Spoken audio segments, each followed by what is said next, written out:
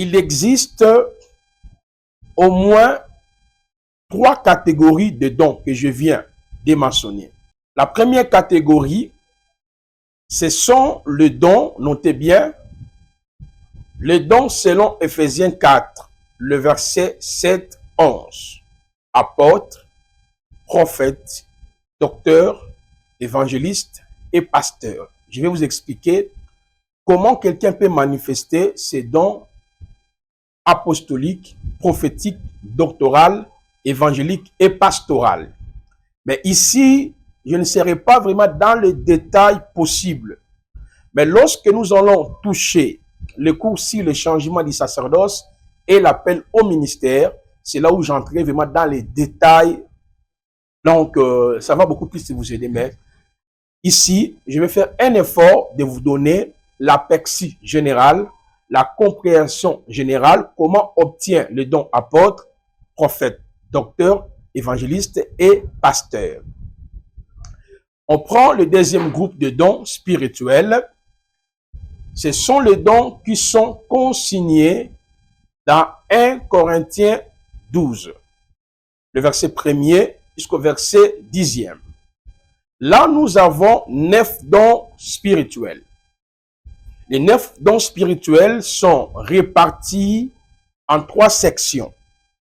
Dans la première section, il y a le don de révélation. Le don de la parole de connaissance, je vais vous expliquer comment ce don, comment Yahweh opère à travers les dons de la parole de connaissance. Le don de discernement des esprits.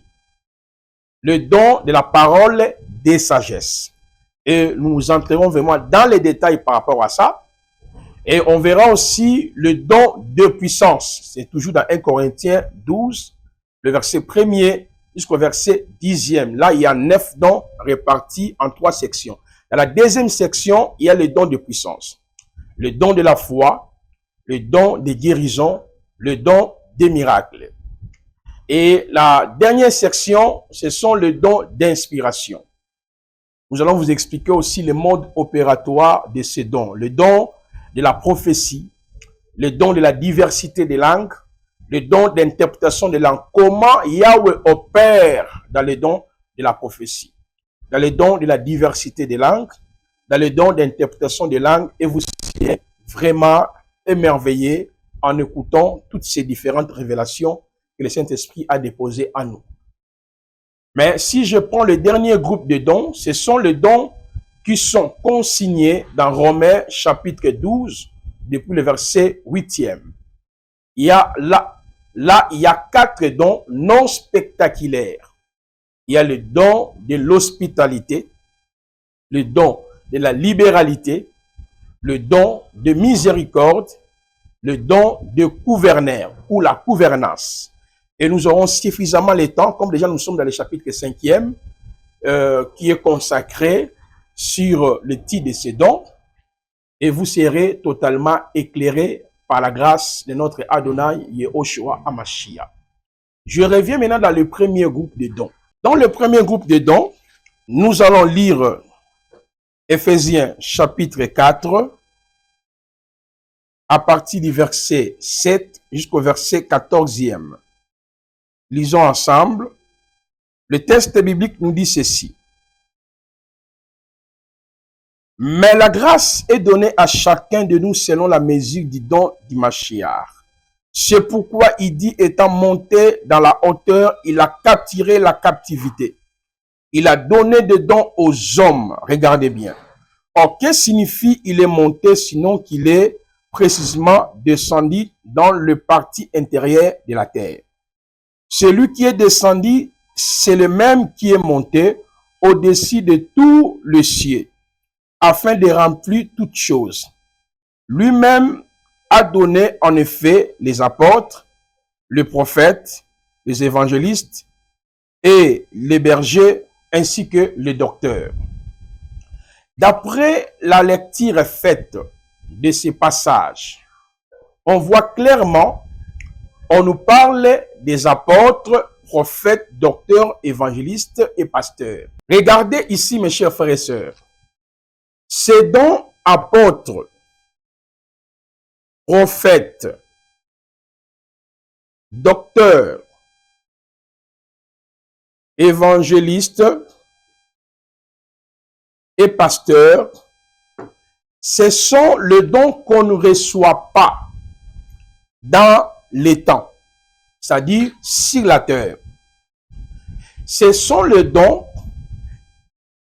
innés, c'est-à-dire nous naissons déjà apôtres, prophètes, docteurs, évangélistes.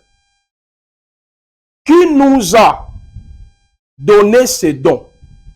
C'est le Saint-Esprit qui est Yahweh lui-même. C'est pour cela l'apôtre Paul pouvait dire, noter dans Galates 1, 14 à 15, il dit, il a plu à celui qui m'avait mis à part de le ventre de ma mère de se révéler à moi. Donc on est apôtre, prophète, docteur, évangéliste par la vocation céleste. Parce que à la lumière de la parole, il n'existe que 4 méthodes pour manifester un don spirituel. Les 4 méthodes pour manifester le don du Saint-Esprit. La première méthode, depuis l'éternité. Mais quels sont les dons du Saint-Esprit que les êtres humains sont appelés à manifester depuis l'éternité? C'est les dons apôtres, prophètes, docteurs, évangélistes et pasteurs. Ce sont les dons qu'on ne reçoit pas sur la terre, comme je viens de le dire. Mais tout le monde ne sont pas appelés à être apôtres, à être prophètes, à être docteurs, à être évangélistes. Il y a des conditions pour manifester les dons à être apôtre, prophète, docteur, évangéliste. La première condition, il faut que tu sois appelé par Yahweh lui-même. Voilà pourquoi j'ai dit depuis l'éternité. Donc la première méthode ici concerne justement les dons selon Éphésiens 4, le verset 7 à 14. Apôtre, prophète, docteur, évangéliste nous renvoie à la vocation céleste. Nous renvoie à ce que Yahweh avait prémédité depuis les temps éternels. Mais pour manifester cela dans les temps, c'est là où intervient la deuxième méthode. Après la repentance, la conversion ou la nouvelle naissance. Donc la nouvelle naissance, l'acte par lequel Yahweh place sa nature divine en nous, la nouvelle naissance active en réalité le don apôtre, prophète, docteur, évangéliste et pasteur. La nouvelle naissance ne nous donne pas les dons à être apôtre, prophète, docteur, évangéliste, mais la nouvelle naissance, c'est l'activation. Pourquoi? Parce que nous tous, nous sommes nés dans le péché d'Adam. Même si Yahweh nous avait élis avant la fondation du monde, comme cela est écrit dans Éphésiens chapitre 1er, le verset 3 jusqu'au verset 11e. Romains chapitre 8, le verset 29e jusqu'au verset 32, je paraphrase. Dans Éphésiens, il est écrit, il nous a élis avant la fondation du monde. Ça, c'est l'élection pour tous les élis. Mais parmi les élis, il a élu certaines personnes à être apôtres, à être prophètes, à être docteurs, à être évangélistes. Ce qu'il a connu d'avance, d'après Romains, il les a appelés, justifiés et glorifiés. Donc, tout le monde ne peut pas être apôtre, prophète, docteur, évangéliste et pasteur. Ce sont les dons que nous recevions depuis le temps éternité. Ça fait partie des choix électoraux de Yahweh. Mais par la nouvelle naissance, qui est la deuxième méthode, active, ça permet que ce don soit en activité. Pourquoi? Parce que les dons apôtres, prophètes, docteurs, évangélistes, ce sont des dons non spectaculaires. Non spectaculaires, cela veut dire, ce sont les dons qui sont donnés pour enseigner l'Église. Je vous ai dit, je n'entrerai pas trop dans les détails parce qu'il y a un cours proprement dit par rapport à cela. Mais notez d'abord à partir du verset 11e jusqu'au verset 14e, du même chapitre, c'est là où on nous explique le but de ces dons. En lui-même a donné en effet les apôtres, les prophètes, les évangélistes et les bergers et docteurs pour l'équipement des saints. Vous voyez le but de ces dons. Pour l'œuvre du service, pour la construction du corps du Mashiach, jusqu'à ce que nous ne soyons tous parvenus à l'unité de la foi et de la connaissance précise et correcte du Fils d'Élohim, à l'état de l'homme imparfait, à la mesure de la stature de la plénitude du Mashiach. Le verset 14, afin que nous ne soyons plus des enfants, ballottés par le vague et emportés ça et là, à tout vent de doctrine, par le jeu des humains, par leur habileté, dans l'art de l'égarement. Vous voyez? Donc, si tu es apôtre, tu es prophète, tu es docteur, tu es évangéliste, ce n'est pas pour faire les miracles, ce n'est pas pour guérir, ce n'est pas pour ouvrir les yeux des aveugles. Là, ce sont les dons spectaculaires, selon 1 Corinthiens 12. Les dons donnés à tout croyant. Je vais y arriver sur ce point. Que tu sois une femme, que tu sois un homme, nous tous, nous sommes censés à guérir les malades, à ouvrir les yeux des aveugles, à faire des miracles. Faire le miracle, guérir les malades, cela n'a rien à voir avec ces dons ici. La particularité de ces dons, c'est l'enseignement. Et lorsque nous entrerons dans les détails, qui est un apôtre, qui est un prophète, qui est un docteur, qui est un évangéliste, qui est un pasteur, vous comprendrez cela. Il y a un cours approprié par rapport à cela. Mais ici, je suis tout simplement en train de vous faire comprendre, ces dons, on ne les reçoit pas dans les temps. On ne les reçoit depuis les temps éternels. Mais c'est la nouvelle naissance qui les active. Parce que ce sont les dons hommes. Les dons hommes. Homme-don. Si on peut retourner dans Éphésiens chapitre 4. Le texte nous dit ceci. Mais la grâce est donnée à chacun de nous selon la mesure du don du Mashiach. C'est pourquoi il dit, étant monté dans la hauteur, il a capturé la captivité. Il a donné des dons aux humains. Or, que signifie il est monté, sinon qu'il est premièrement descendu dans le parti inférieur de la terre? J'explique d'abord cette partie ici. Vous voyez, l'apôtre Paul, lorsqu'il parlait, c'est pourquoi il dit, étant monté dans la hauteur, il a capturé la captivité, il a donné des dons aux humains. Les humains là, vous voyez, les humains là, on les appelle apôtres, on les appelle prophètes, on les appelle docteurs, on les appelle évangélistes, on les appelle pasteurs. Vous voyez? Les humains, je réitère, sont appelés apôtres, prophètes, docteurs, évangélistes et pasteurs. Avant d'avancer, l'apôtre Paul a pris ces passages dans le livre des psaumes. Quand vous prenez psaume, tu es monté dans les hauteurs, après avoir fait de prises, tu as reçu des dons parmi les hommes. Vous voyez? Donc, les hommes là, dans l'ensemble, ce sont les êtres humains. Parmi les êtres humains que Yoshua a délivrés, il a choisi certains êtres humains comme dons aux autres êtres humains apôtres. C'est parce que vous comprenez, prophète, docteur, évangéliste. Le mot homme qui est traduit là, c'est Adam. Voyez, traduit par Adam, homme, quelque humain, personne, genre, Adam, être humain de la terre. Adama, terre, sol. Vous voyez, c'est là où l'apôtre Paul a repéré ces passages, psaume 68, le verset 9e. Alors, nous revenons maintenant dans Éphésiens chapitre 4. C'est là où j'attire l'attention de mes chers frères. Les dons apôtres, prophètes, docteurs, évangélistes, signifient homme que Yahweh a choisi, a donné aux autres hommes à être apôtres, à être prophètes, à être docteurs, à être évangélistes, à être pasteurs. Pourquoi? Pour enseigner les autres hommes. C'est là où beaucoup de chrétiens sont divisés au sujet de ces dons. Il y en a qui disent que la femme ne peut pas être apôtre, ne peut pas être docteur, ne peut pas être évangéliste. Il y a d'autres courants aussi qui rétroquent par rapport à cela. La femme peut être apôtre, peut être prophète, peut être docteur.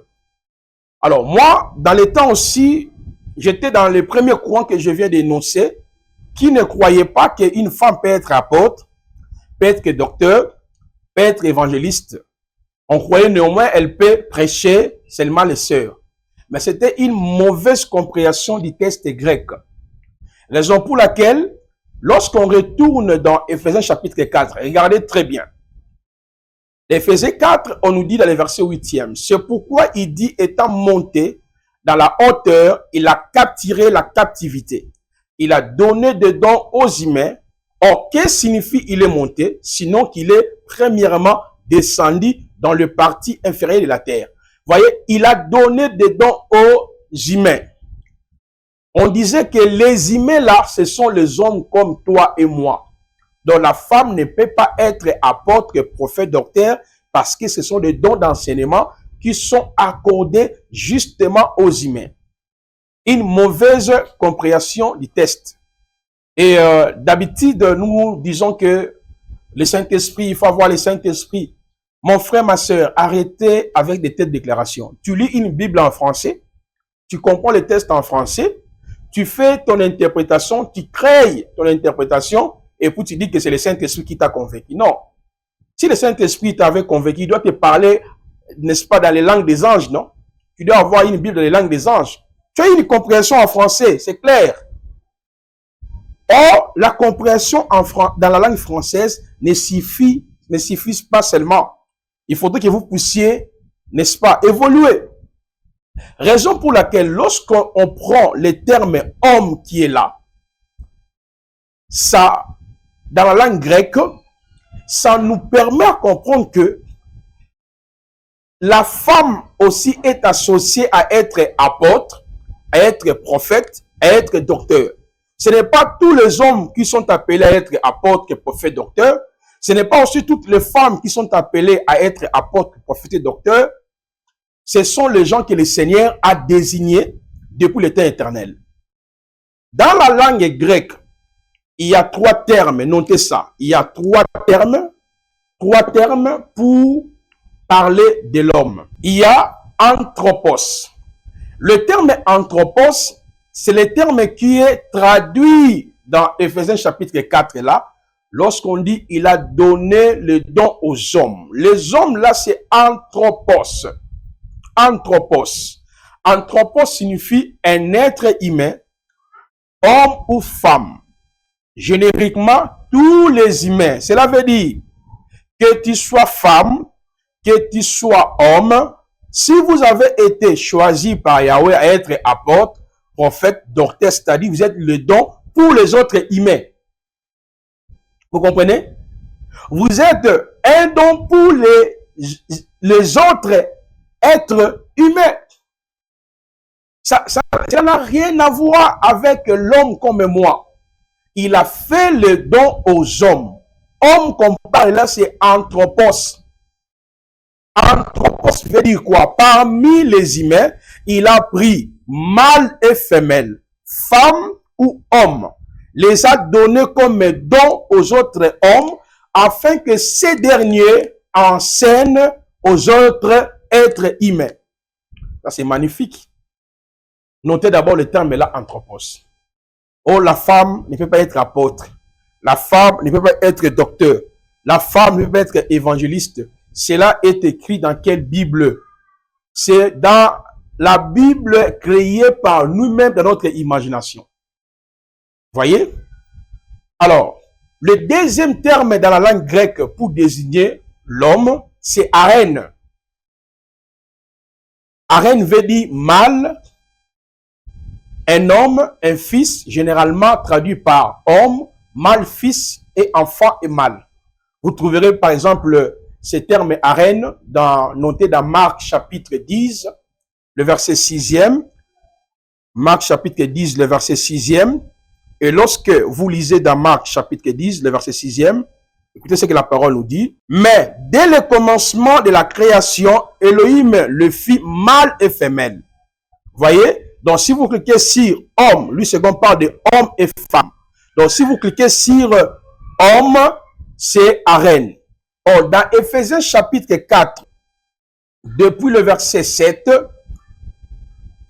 jusqu'au verset 8e, la parole nous dit, c'est pourquoi il dit, étant monté dans la hauteur, il a capturé la captivité, il a donné des dons aux humains. Si les humains ici, anthropos, étaient hommes comme moi, on allait placer Aaron. Donc, il a donné le don à Aaron. Aaron qui signifie homme comme moi, masculin. Mais lorsque on a dit aux humains ou à l'homme d'après lui second, anthropos.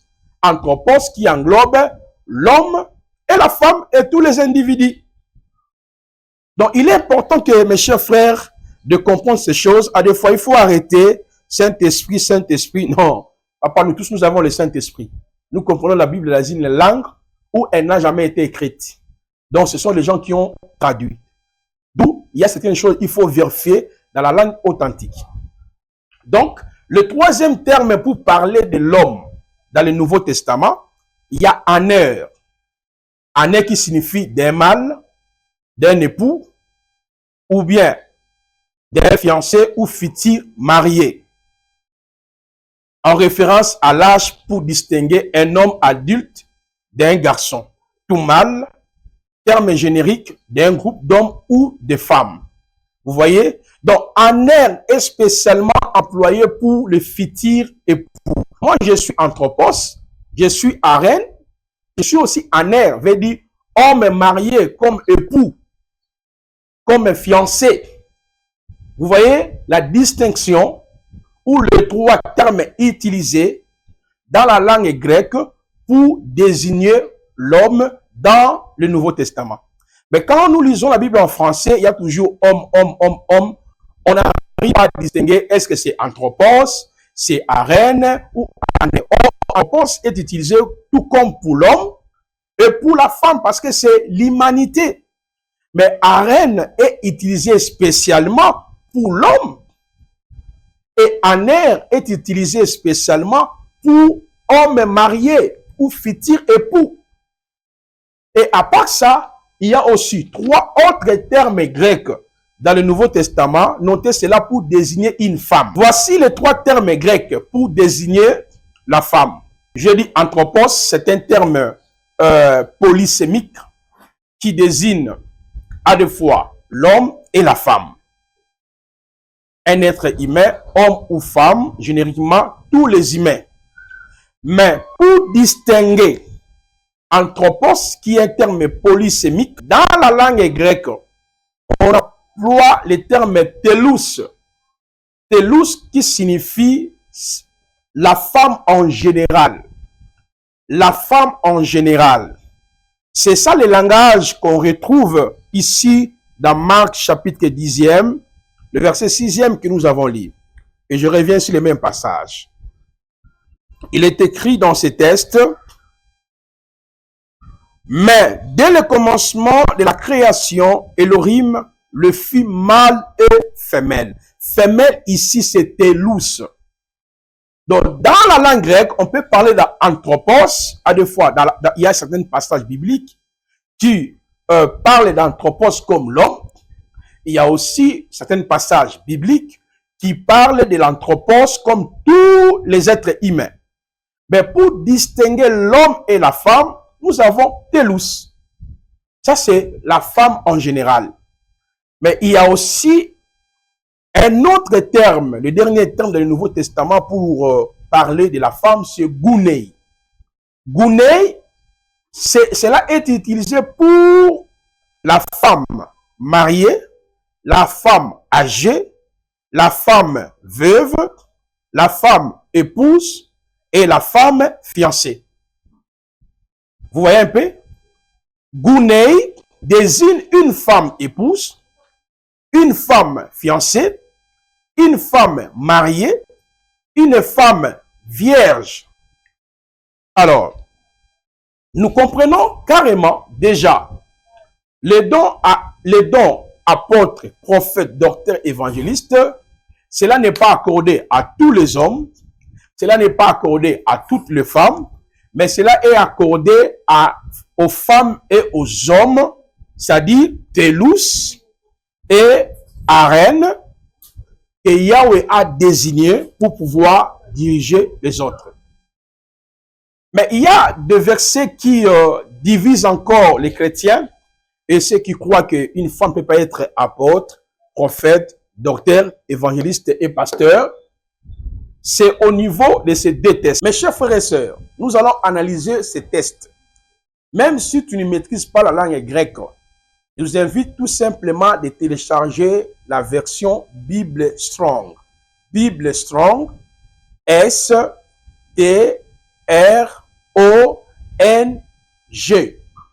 Strong. C'est gratuit sur Play Store. Ça peut t'aider, vous étant que prédicateur, quand vous voulez interpréter certaines choses.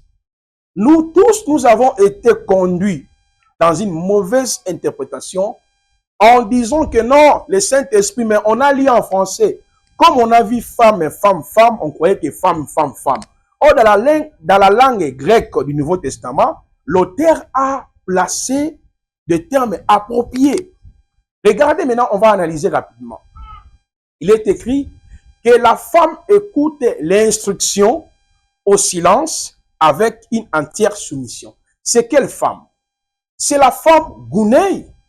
Gounei, c'est la femme mariée. C'est la femme fiancée. C'est la femme vierge.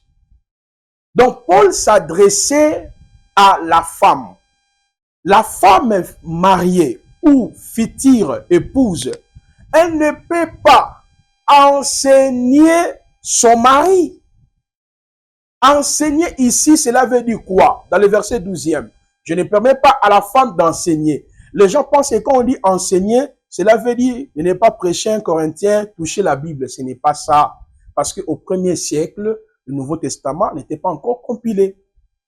Enseigner ici, c'est didasco, qui signifie enseigner, tenir un discours ou aux autres envie de l'instruire, avoir des paroles didactiques, être enseignant, remplir le rôle d'enseignant et se conduire comme un enseignant. La femme à la maison n'a pas droit, elle ne peut pas tenir des discours didactiques envers son mari. Pourquoi? Selon l'ordre de la création, l'homme est le chef de la femme. Dieu est le chef de Christ. Christ est le chef de l'Église. Et l'homme est le chef de la femme. C'est ce qui est écrit dans le livre de 2 Corinthiens, chapitre 11e. La femme mariée n'a pas droit d'enseigner. Enseigner ici, ce n'est pas prêcher 1 Corinthien, 2 Corinthiens. En ce moment-là, 1 Corinthien, 2 Corinthiens, 1 Timothée, au Nouveau Testament n'existait même pas. Voyez? Parce que tout celui qui a accepté l'évangile, il devient disciple de Yahushua Mashiach. Enseigner, c'est dans le sens de tenir un discours manipulateur, un discours dominateur sur ton mari. Et voilà pourquoi dans le verset, toujours dans le verset 12, il dit, je ne permets pas à la femme d'enseigner, ni de prendre l'autorité sur l'homme. Quand on voyait homme, on pensait directement homme comme moi. Non! Homme là qu'on parle là, c'est quoi? Tout d'abord, le terme autorité qui est là, ce n'est pas apôtre, prophète, docteur, évangéliste, c'est pas ça. Le ministère apôtre, prophète, docteur, évangéliste, ce sont les dons hommes, anthropos que Yahweh a donné aux êtres humains. Autorité, c'est autanteio. Autanteio signifie quoi? Celui qui tue de ses propres mains à un autre ou lui-même, celui qui agit de sa propre autorité. Autocrate, un maître absolu, gouverneur, exercer une domination. La femme Gounei, la femme mariée, elle ne peut pas tenir des paroles dictatiques sur son mari dans le but d'exercer l'autorité sur son mari. Elle n'a pas l'autorité. Même dans 1 Timothée, là, on dit comme dit la loi. C'est par là. Quand vous lisez la suite sur l'homme, l'homme qu'on parle là, c'est Aner. Vous voyez, je ne permets pas à la femme d'enseigner ni de prendre l'autorité sur l'homme. L'homme qu'on parle là, ce n'est pas tous les hommes. Le mot qui est là, c'est aner. Aner signifie quoi? Époux, fiancé, fiti marié. Donc, en référence à l'âge pour distinguer un adulte, homme ou un garçon. Donc, la femme est mariée, ne peut pas tenir de discours dictatique, elle ne peut pas être dominatrice sur son futur marié ou sur son mari. Donc, ce verset n'a rien à voir avec ce que les autres enseignent. On a interdit à la femme de prêcher. Non, tout le monde sont appelés à prêcher. Romains chapitre 10, les versets 14 à 17 nous dit comment croiront-ils s'il n'y a pas ceux qui prêchent. Tout celui qui a été sauvé est censé de prêcher et de partager la parole de Yahweh. Lorsque je toucherai sur le changement du sacerdoce et l'appel au ministère, je vais y revenir sur ces points. Mais ici, je suis en train tout simplement de vous faire comprendre que les dons apôtres, prophètes, docteurs, évangélistes et pasteurs, ce sont les dons que Yahweh nous donne depuis le temps éternel. C'est par la nouvelle naissance que ces dons s'activent. Alors, un autre passage qui a été aussi mal traduit ou pris hors contexte à cause de la langue française, il s'agit de 1 Corinthiens chapitre 14. On va d'abord lire les textes et puis examiner les textes. Lire les textes, examiner les textes avant que nous puissions conclure sur les dons selon Ephésiens 4. Comme j'avais dit, je donnerai seulement l'essentiel, mais les détails des dons, c'est lorsque nous allons toucher le changement du sacerdoce. La pensée, c'était justement de vous faire comprendre que tout celui qui a été prédestiné avant la fondation du monde est censé de manifester l'un de ces dons. Ces dons est accordé à l'homme tout comme à la femme. Dans 1 Corinthiens, c'est pas 2 Corinthiens, c'est 1 Corinthiens chapitre 14, versets 34 à 40. La parole nous dit ceci. Que les femmes se taisent dans les assemblées, car il ne leur est pas permis d'y parler, mais qu'elles soient soumises selon que le dit aussi la loi. Si elles veulent s'instruire si quelque chose, qu'elles interrogent leur mari à la maison, car il est malséant à une femme de parler dans l'église. Et de chez vous que la parole de Dieu est sortie, ou est-ce à vous seul qu'elle est parvenue? Si quelqu'un croit être prophète ou inspiré, qu'il reconnaisse que ce que je vous ai écrit est un commandement du Seigneur. Si quelqu'un l'ignore, qu'il l'ignore. Ainsi donc, frères, aspirez au don de prophétie et n'empêchez de parler en langue. Mais que tout se fasse avec bienséance et avec ordre. Alors, un autre passage mal traduit.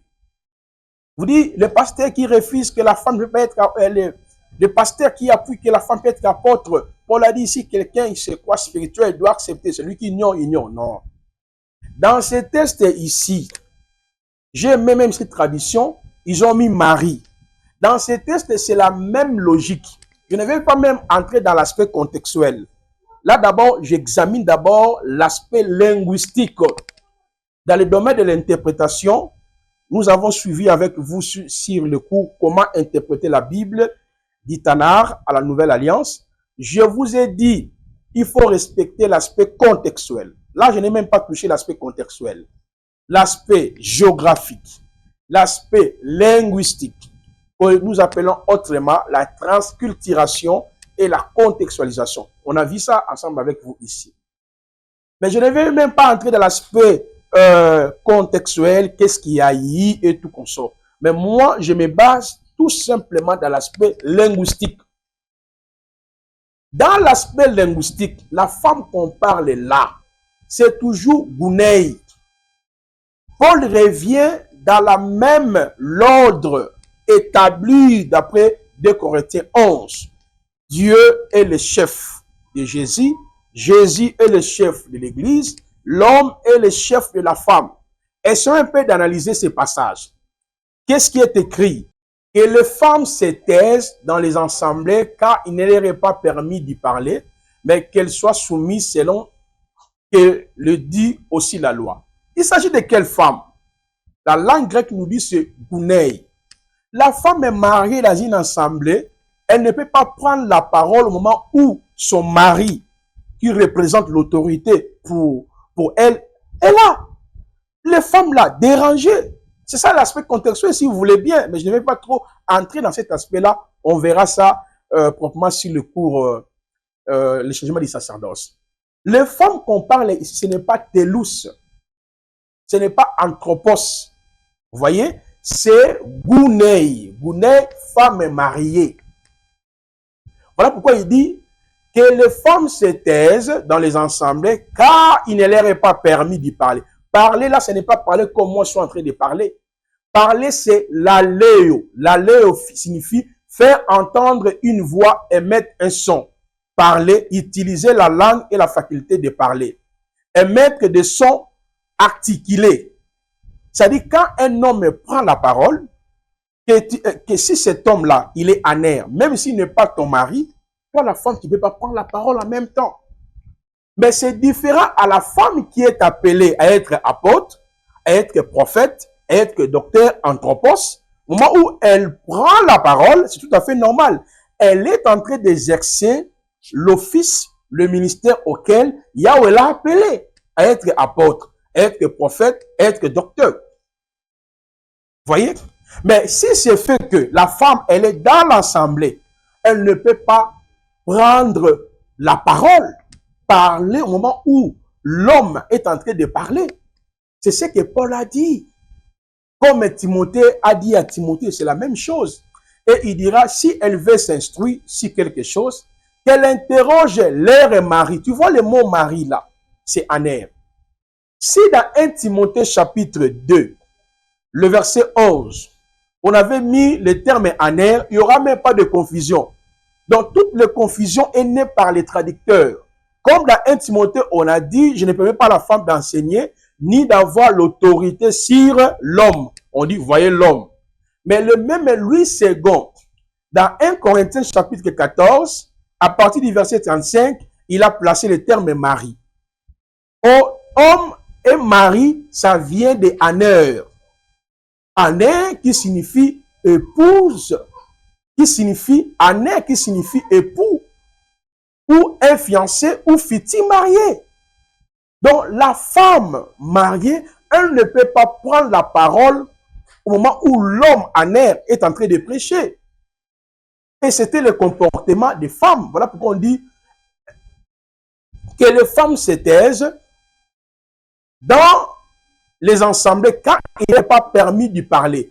L'apôtre Paul a répété parler 2 fois. Parler là, c'est l'aléo. Mettre des sons articulés, ce n'est pas poli. Parce que Dieu est le chef de Christ, Christ est le chef de l'Église, l'homme est le chef de la femme.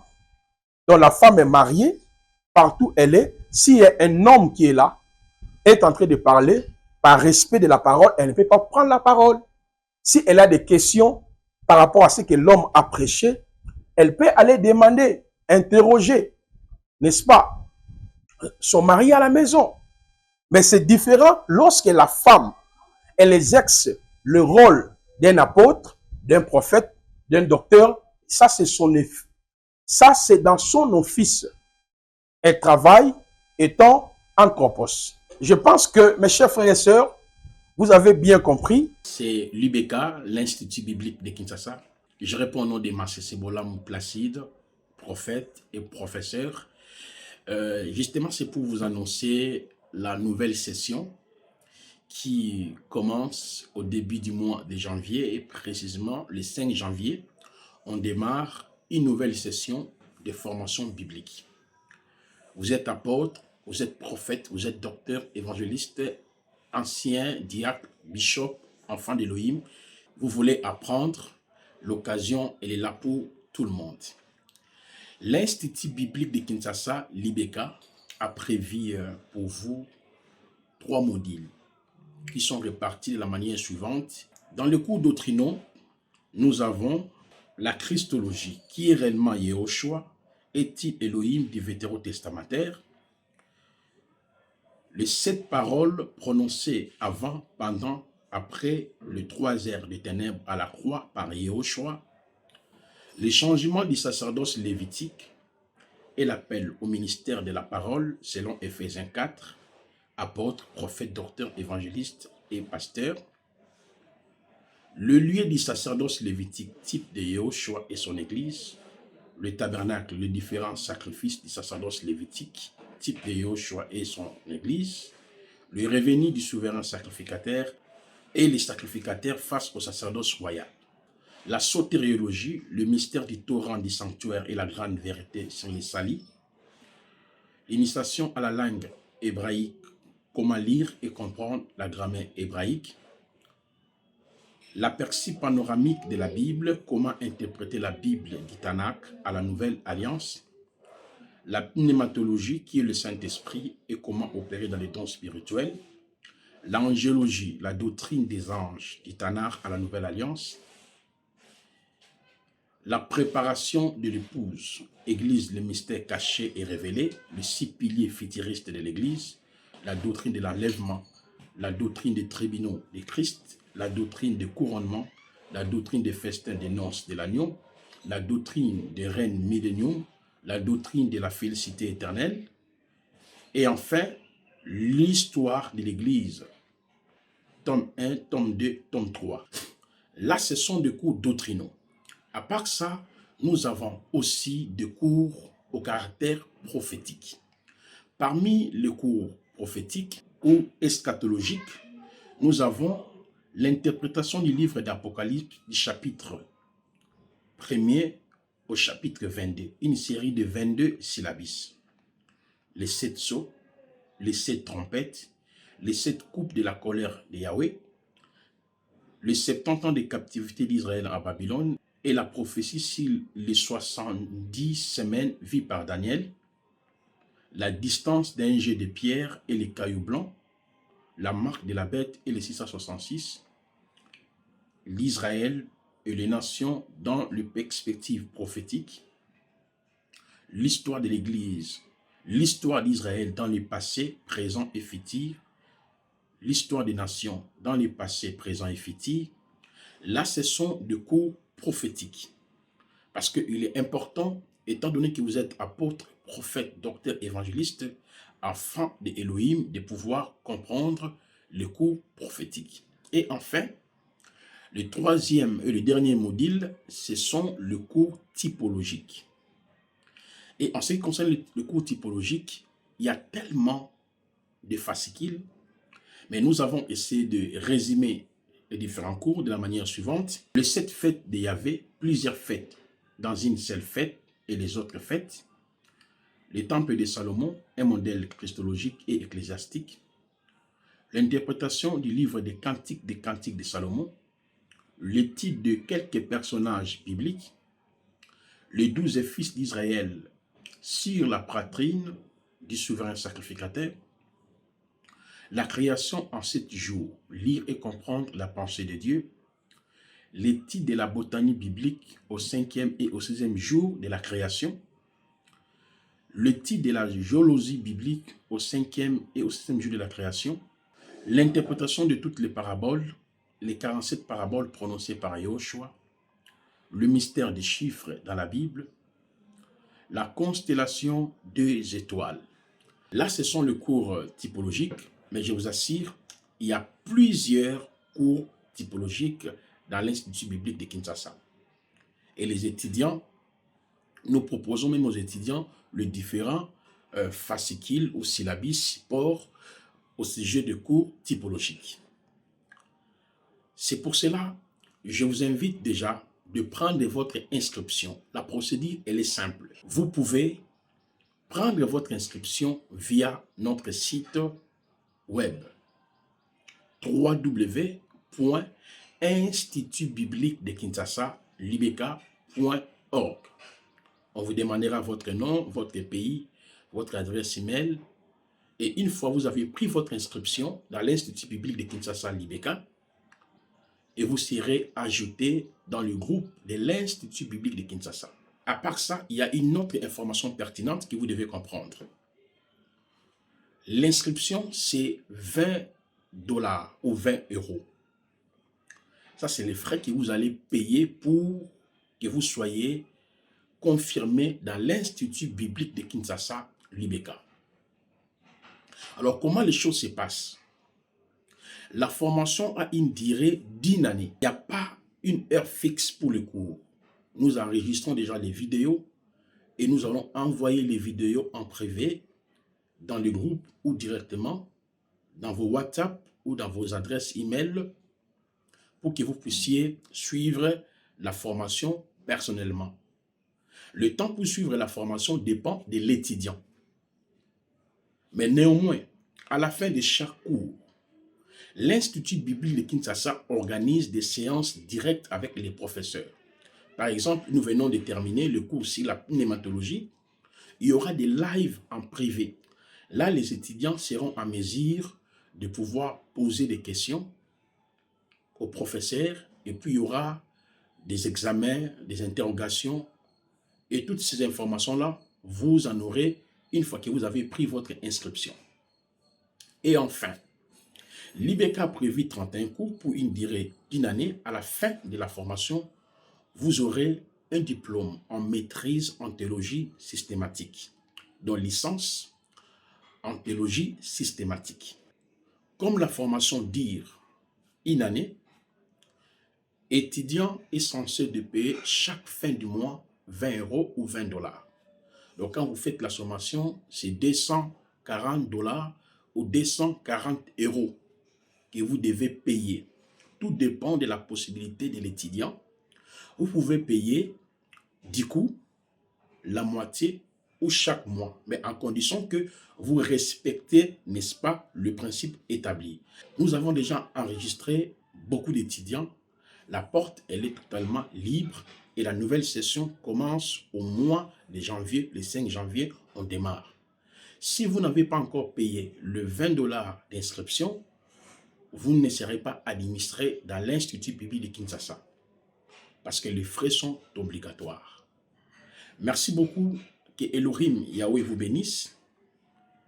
L'IBK, l'Institut biblique de Kinshasa aussi vous remercie énormément.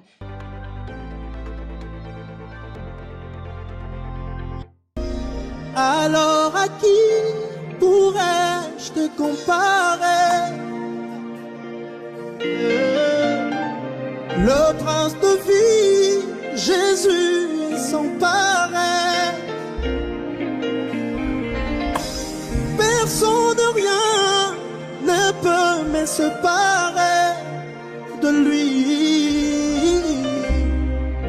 Jésus-Christ est sans pareil.